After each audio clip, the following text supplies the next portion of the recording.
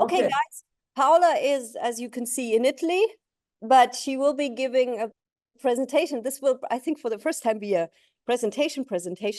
I'm looking forward to it. Thank you very much, Paola, for doing this. And time is up. Time is yours. Okay, so hello, everybody. I'm very sorry not to be there in person with you today, but this way we jazz things up a little bit. We are continuing moving forward in time with the time we have to spend together.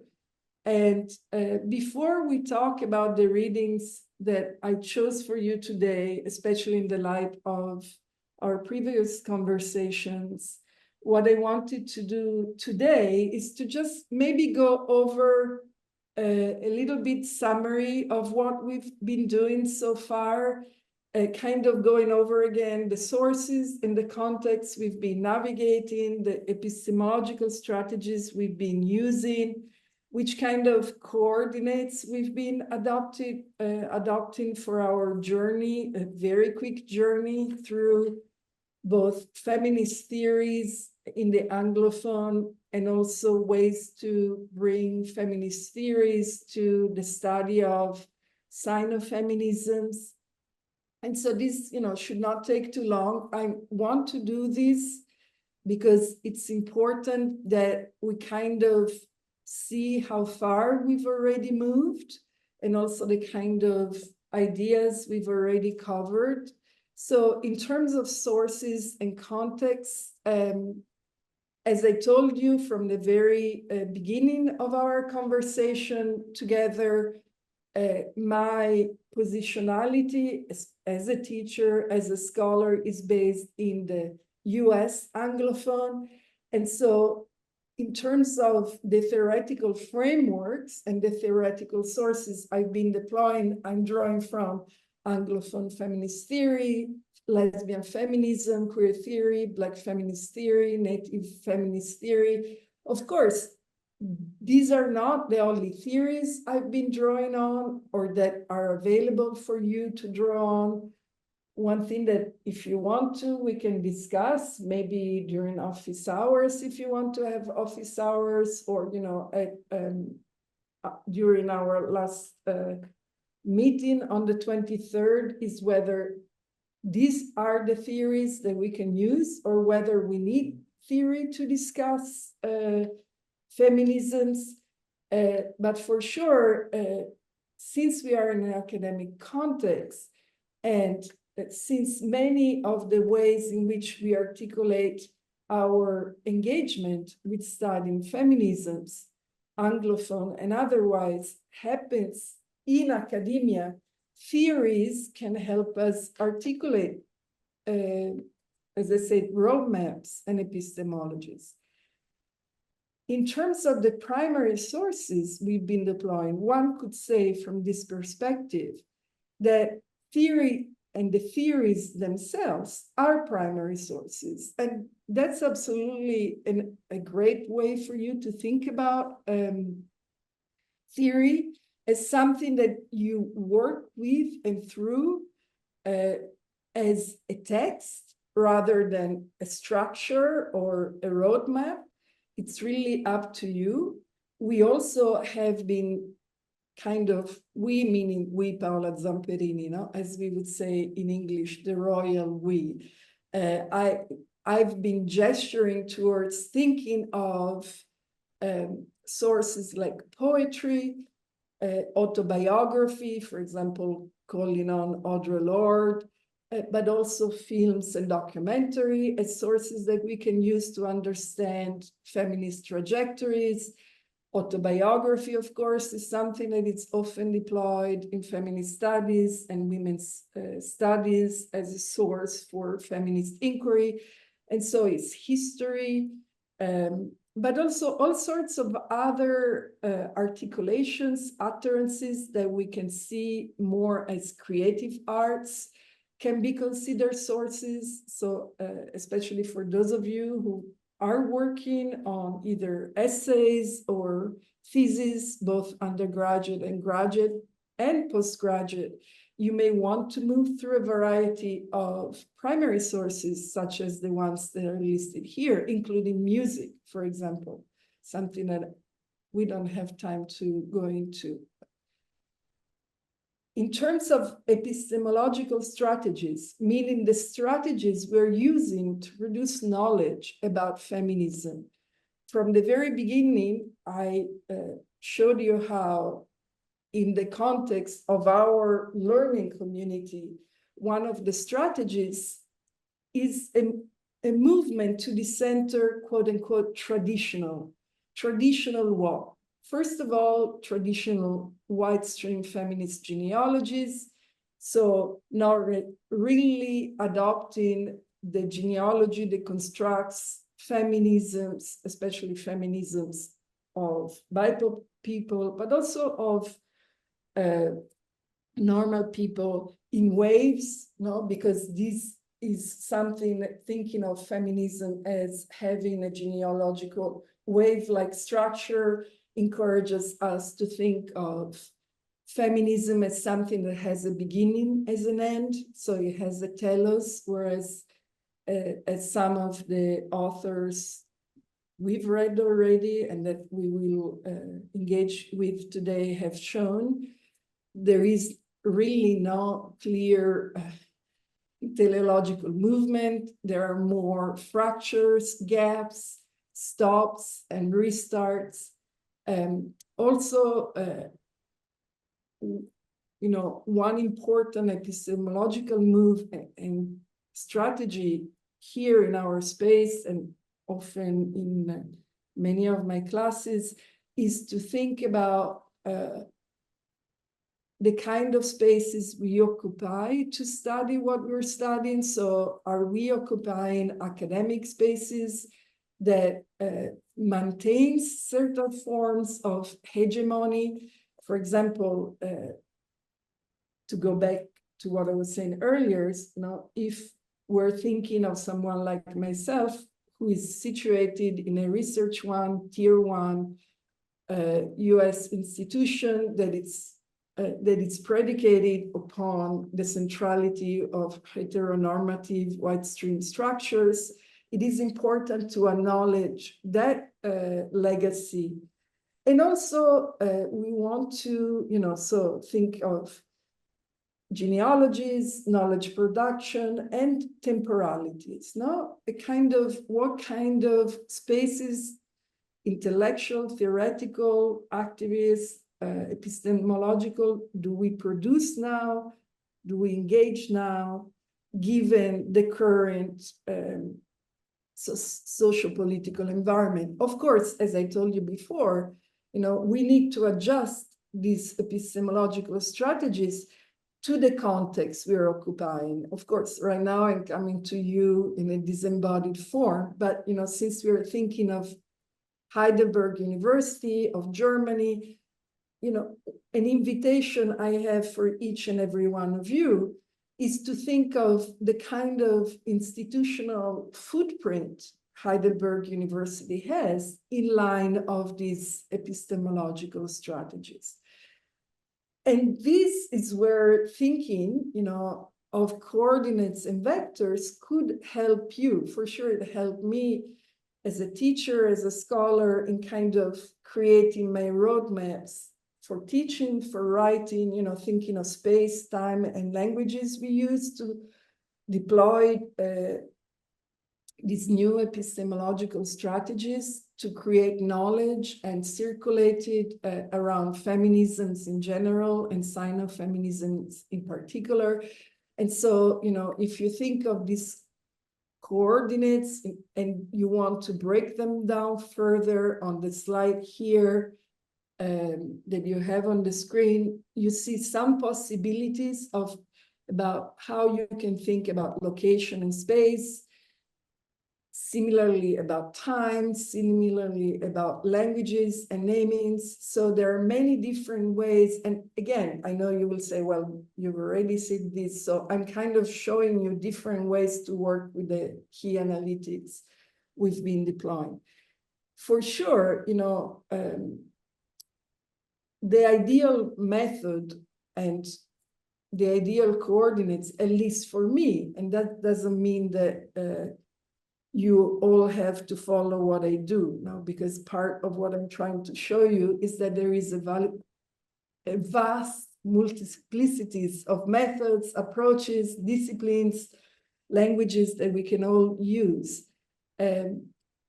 But what seems to work very well for me in the context of feminist studies and Sino-feminist studies in particular is using these three vectors simultaneously. So moving across thinking with space, positionality, location, time, history, genealogies, and these different languages that in many ways, as a non-native speaker of Chinese and English, I have to constantly think about. But for some of us, languages are not an important, but I really hope that you see how even when we're staying in one language, be it Chinese or English, we still need to be really thoughtful about how we use languages, how we use naming, about deconstructing categories that we take for granted, and kind of remove the opacity of terms like, for example,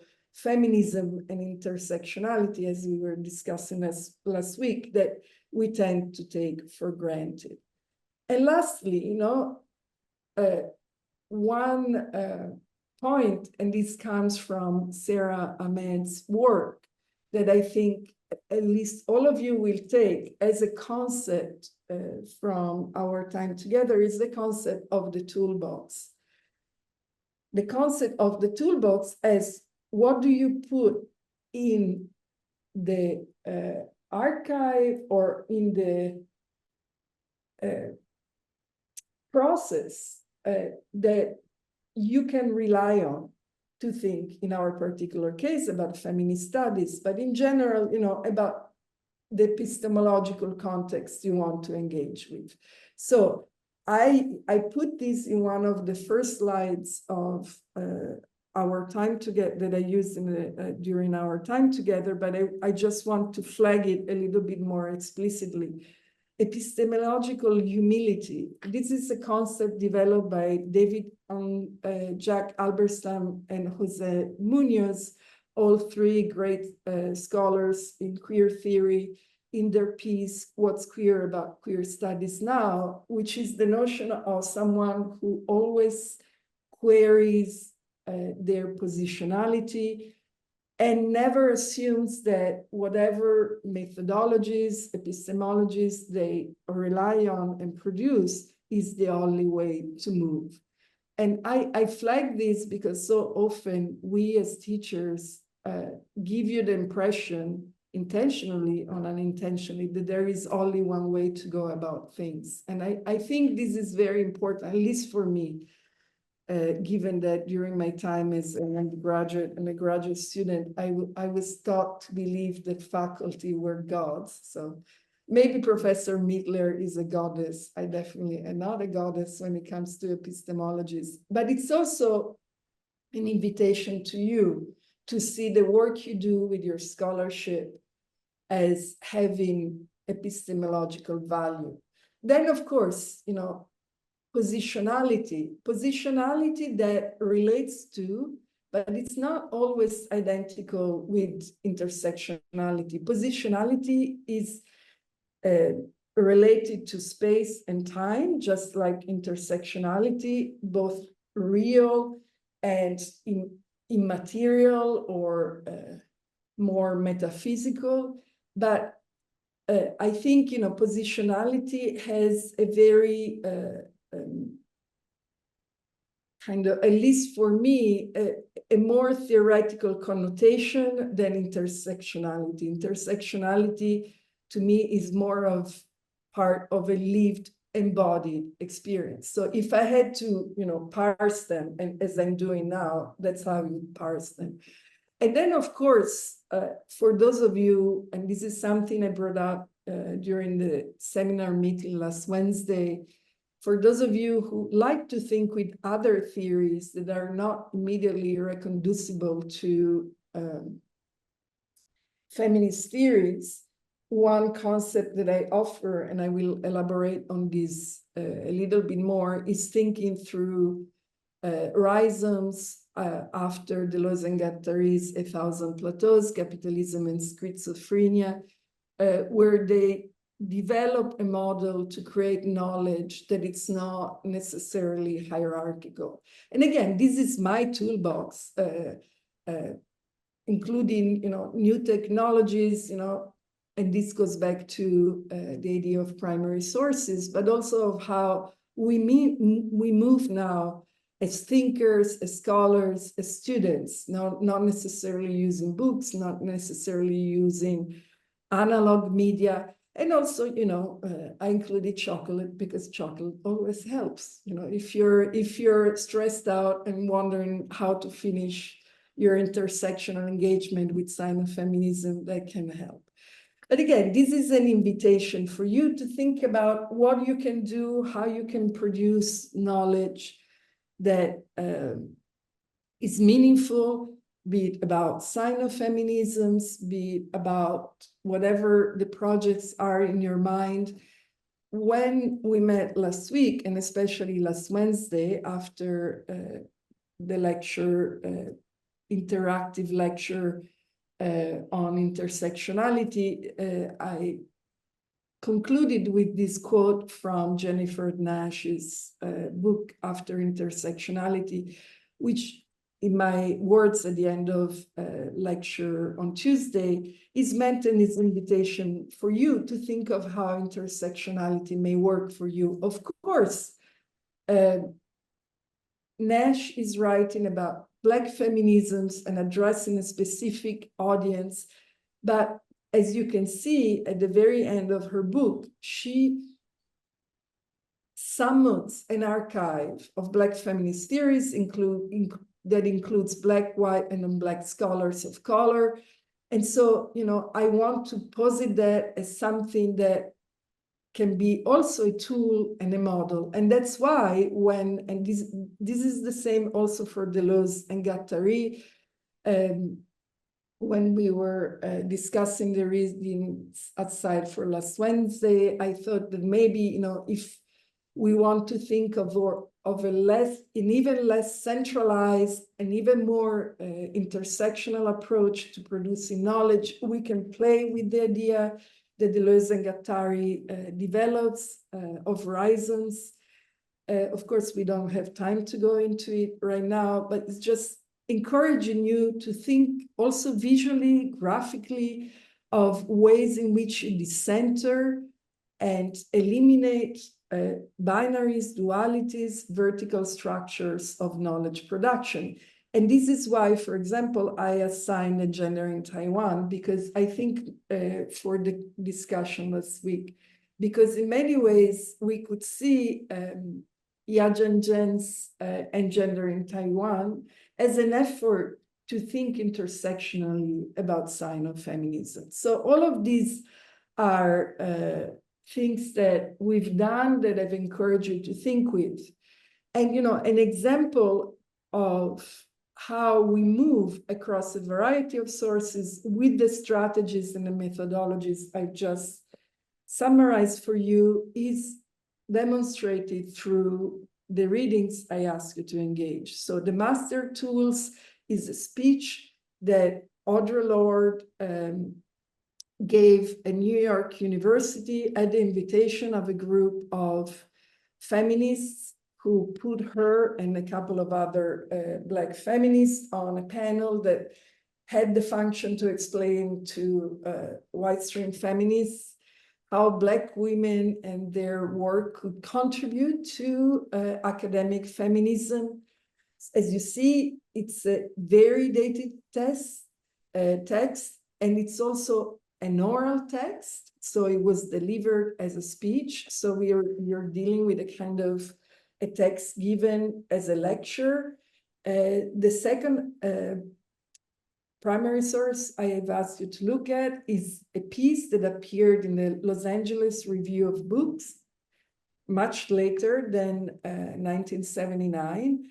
That is a sort of really interesting hybrid text because it's directed to faculty, but also draws from the pedagogical engagement that the author has with teaching feminist theories, especially BIPOC feminist theory. And finally, the last text that is very close to us in time, it's collaborated publication by two activists who have worked most of their life in grassroots organizations. So you see that we're kind of covering a whole swath of time, chronologically speaking, and also we're moving in and out of academic spaces. So the Master's Tools is a speech delivered to an audience of academics. We're not here to learn what we already learned, appears in a newspaper, kind of, like in a kind of special space of a really prominent newspaper. And it's directed to academics, to students, but it's appearing in a public venue. Let This Radicalize You, which is a book meant for activists, is actually being circulated heavily in academic circles. So this division that we tend to make, and this is maybe the first thing that I would like you to take away from the readings. So we often think of theory and activism as two separated fields, but you can see from these readings that to parse them out, especially in the context of the US, no? And again, I'm hoping that next week we'll learn a little bit more of how theoretical engagements manifest in German academia vis-a-vis activism. But especially in terms of the US, it's very hard to separate and parse out where feminist theories end and where engaged activism begins. And so I'll get back to this point. Now, who are the people who engender this text? Kyla Wazana-Tompkins has a very interesting past as a scholar. She's currently been at Pomona College, which is a very exclusive private school in California. She's a professor in English and gender and sexuality studies, but she used to be a food writer, a restaurant critic, which I adore. She's currently working on a project all about food and the body. And her piece, as I said, I think it's very interesting for all of us who work with theory. And she's also, this is what you see on the screen is one of her most recent works. It's Keywords for Gender and Sexuality Studies.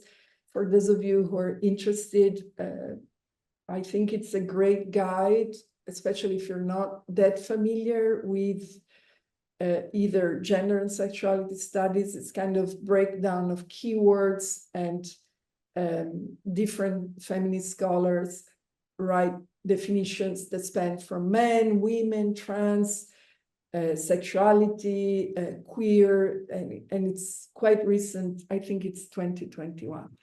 The second, of course, the second piece that we will discuss is the Master's Tools.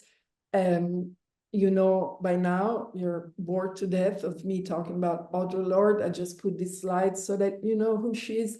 Audre Lorde, too, as I told you before, and I'm sure already many of you know, was an activist, but also she worked as a professor. And so she was able to straddle not just in Berlin, as you saw if you watched the documentary, I recommend it, but also Hunter College, which is an historical Black college in the United States. And then we have the two activists, Kelly Hayes, who is a native indigenous feminist scholars and activists, and then Mariame Kaba.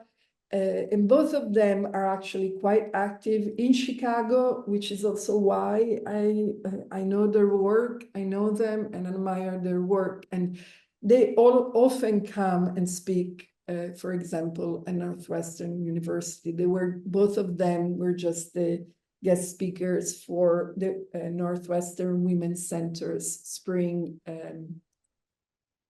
conference. So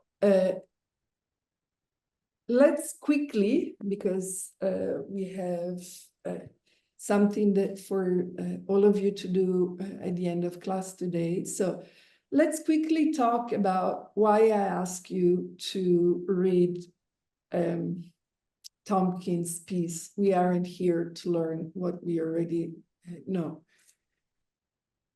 First of all, because many of you, as I told you before, are engaged in epistemological endeavors. And as I've been reading some of your responses and the way you think about theory, about your subject of study for the course, but also beyond it, I think, foregrounding that we need to seriously think about the questions we ask of the topics we want to study is an important point. And then, I thought it would be good for you to read this article because it shows how your teachers are often learning alongside with students in a feminist classroom. Other classrooms may be different, but in trying to get students to think critically. And so one of the things that I really hope you take away from our very short time together is this trying to encourage you not so much to learn names or histories, but trying to learn how to think critically. And that is a feminist methodology, epistemology, and pedagogy. So that, kind of is the two main goals when I was thinking about assigning this piece. Also, I think one point that Tompkins fleshes out very well is this question of theory, what we do with theory, and whether, theory is really necessary. And so again, each of you is free to think about theory as something you adore, or theory as your sworn enemy and something we don't need because it's just meant for privileged academics living in ivory towers that are separated from real issues. But what Tompkins does here that may be helpful to all of us, regardless of our feelings about theory, is an invitation to ask all of us to think critically about what theory does and how it does it and why it does it. The answer may be different from what we think, but it's important.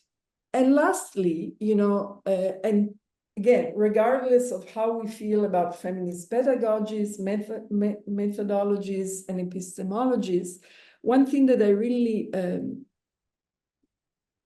think it's important in this piece is this reminder that what we do as teachers, as students in a course like ours, and hopefully like all the courses you will take in your career as students, is that we're trying to learn things we don't know how to do, which is, at least for me in the United States, is always something I struggle to convey to my students. Getting into the university where I teach for students, undergraduate and graduate, is very difficult. We have an acceptance rate of about 6%, which is incredibly low. So it's a very competitive process. And once the students make it on the other side, part of their idea is that they've succeeded into being admitted in this very competitive school because they already know how to do everything. And so they see coming to class as a burden. Whereas I really think, especially when it comes to feminist studies, but in general, many things in the humanities, but also not in the humanities, STEM is way more difficult, at least for me, than anything I've studied. the main point is that that's why we are in a classroom together, because we have to learn new things. And this process of learning often means destroying ideas we had about what we knew, about our positionalities, about our identities. And so it's an invitation, really, when not to lose heart, because all of us are not here to just rehash things we've already learned. Another point, and now I'm going to move very quickly about this, but you have, as always, all these slides on Haybox. One thing that I think is very important, especially for feminist studies, is that sometimes students will think that in a feminist classroom, they can share feelings, and they tend to identify feelings with ideas. But that's not really the key. Feelings are important, but what we do in a feminist classroom, in any classroom, is to think with ideas. And so I really want you to think about this. And also, we think with ideas that may stem from feelings, but also this means, and this goes back to this question of epistemological humility, is that we're comfortable with saying that there are things we don't understand. There are things we don't understand. There are things we don't know how to do. And that this not knowing is something we can embrace, no matter how scary or how difficult. And if we don't have that will to kind of embrace the uncertainties and the fear, maybe we don't belong really in a pursuit of knowledge. I think everybody belongs in the classroom, really, especially though those who are able to abandon ego, as Tompkins says. Now, moving quickly to Lord, and then also to Hayes and let this radicalize you. Of course, Lord is someone who, and these are slides I've already shared with you, but I wanted to share with you again, who was able to really model for all of us, and this is why this very dated speech that she gave is still relevant today. She invites us to occupy the space of discomfort, the space of hard work that Tompkins writes about. And so my invitation in you reading this piece is to see you how a speech, so an utterance, something that is not meant to be heavily theoretical, cannot be set aside as a hyper-theoretical text that only feminist theorists read. What she does here is an invitation to think critically about what academic knowledge production can do. And so again, it's an invitation for, and she's using these very powerful words that come from the language of slavery. So, when she says the master's tools will never dismantle the master's house, she's talking in metaphors that hark back immediately to the experience of almost 3 centuries of African Americans as enslaved people. And so it's very powerful language. And it's not this hyper-theoretical language, but it's still a language that is asking whoever heard her words, and these days, whoever reads her words, to question what they're doing within the system of knowledge production that academia continues to be. And also, and this is why I put this slide here, that I find incredibly powerful. She's holding up a mirror to each of us that reads these particular words. when she says, I urge each one of us here to reach down into that deep place of knowledge inside herself and touch the terror and loathing of any difference that lives there. See whose face it wears. Then the personal as political can begin to illuminate all our choices. So for those of us who feel uncomfortable or don't see ourselves as either theory people or as activists, I think there is an offering here that, as I said, even half a century later, more than half a century later, remain relevant.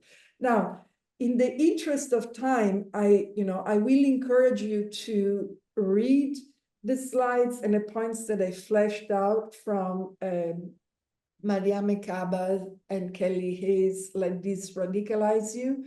The one thing that I want to call your attention to, because so often, especially those of us who are not comfortable with the notion of radical, let alone of radical feminism or radical activism, maybe need to think with or can find comfort is when we say radical, and this is beautifully put by Maya Shenvar, who's also a theorist and an activist in the foreword to Let This Radicalize You, is thinking of radical as something that is related to roots. So, and she writes, as you see here, roots make life possible. So radical is not just, as I was telling you in class a few times, just this idea of anger and violent utterance. It's something related to making life possible. So as you read through Let This Radicalize You and maybe think through again the readings assigned for today in light of what I shared with you, think about this, no? That there is a way in which theory and practice can coexist, that each of us is empowered to see gestures that can be intersectional or simply individual as radical, meaning that they can transform the world we live in, the materials and the knowledge we put out there. And now you have to, speaking of master houses, you have to write your evaluations. And maybe, Barbara, you can take over and explain what the students need to do. Thank you. First of all, I think we should thank you all for for this wonderful sort of wrap up. Those of you who have written responses will know that this also is responding to their responses, and I encourage everyone to write more responses if you want to, and you can catch up also on the responses that you haven't done, because the readings that Paola assigns, as you can see, are really sort of making a big circle, and everything is going to fall into place at the end of the at the end of the seminar, which is still 2 weeks off, and she's coming back next week, so don't worry. We will see her again and have our dinner.